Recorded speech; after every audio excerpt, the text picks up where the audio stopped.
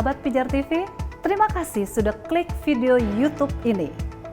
Kiranya kebenaran firman yang saudara dapatkan menerangi kehidupan saudara. Untuk mudah menyaksikan video-video lainnya dan mendapatkan update dengan cepat, klik subscribe. Jangan lupa, berkat Tuhan jangan disimpan sendiri. Klik tombol share di bawah. Dan bagikan video ini ke sebanyak-banyaknya orang yang saudara kenal. Salam terang bagi Indonesia.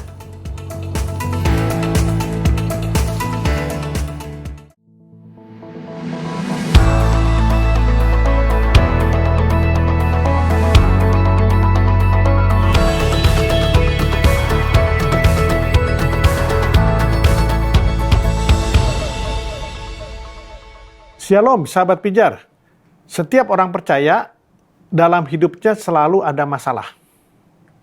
Pertanyaannya, mengapa Tuhan mengizinkan masalah-masalah tersebut ada di dalam hidup orang percaya?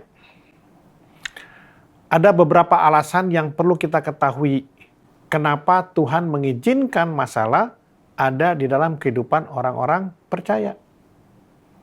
Ya, di antaranya pertama, Allah menggunakan masalah untuk memberikan arah dalam hidup kita. Maksudnya gimana?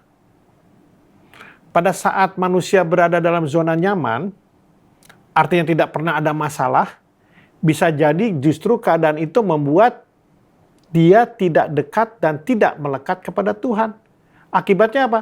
Dia bisa jatuh ke dalam dosa. Jadi kadang dalam kehidupan kekristenan kita, Allah menggunakan masalah untuk memberikan arah di dalam hidup kita.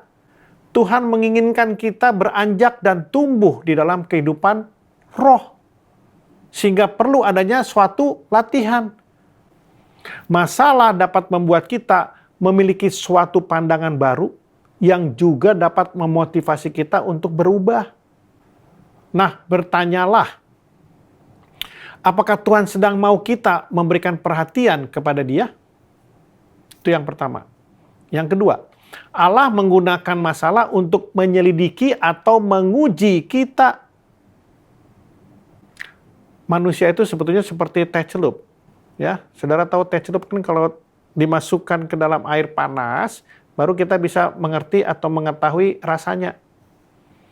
Jadi kita harus masukkan dulu ke air panas. Pernahkah kita berpikir bahwa Allah sedang menguji kita dengan masalah yang kita hadapi? Dia ingin mengetahui iman kita. Apa yang dapat orang lain lihat dari cara kita merespon masalah kita? Seharusnya kita memiliki sukacita ketika kita dalam masalah. Kalau memang benar-benar mengerti bahwa masalah itu sedang dipakai Tuhan untuk menguji iman kita. Jadi bukan jadi sedih, tetapi memiliki sukacita. Ada rencana yang indah di balik setiap masalah yang Tuhan izinkan kita alami, dan hal ini membuat kita masuk di dalam ketekunan yang membawa kita dalam pengharapan. Itu yang kedua. Yang ketiga, Allah menggunakan masalah untuk memperbaiki hidup kita.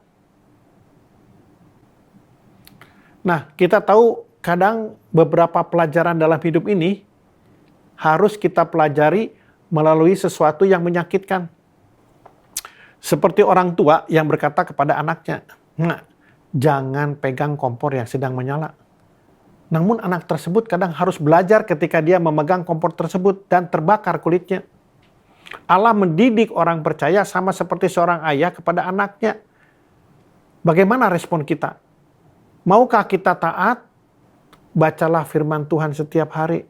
Maka iman percaya pun akan semakin kuat. Dan yang keempat, Allah menggunakan masalah untuk melindungi kita. Kadang masalah dalam kehidupan ini dipakai Tuhan untuk melindungi kita dari suatu masalah lain yang akhirnya akan menghancurkan kita. Sebab rencana-rencana Tuhan itu adalah sesuatu yang di luar pemikiran kita. Kita tidak pernah tahu, tapi Tuhan tahu apa yang terjadi di depan kita. Suatu masalah bisa menjadi berkat jika masalah tersebut menghindarkan kita dari bahaya.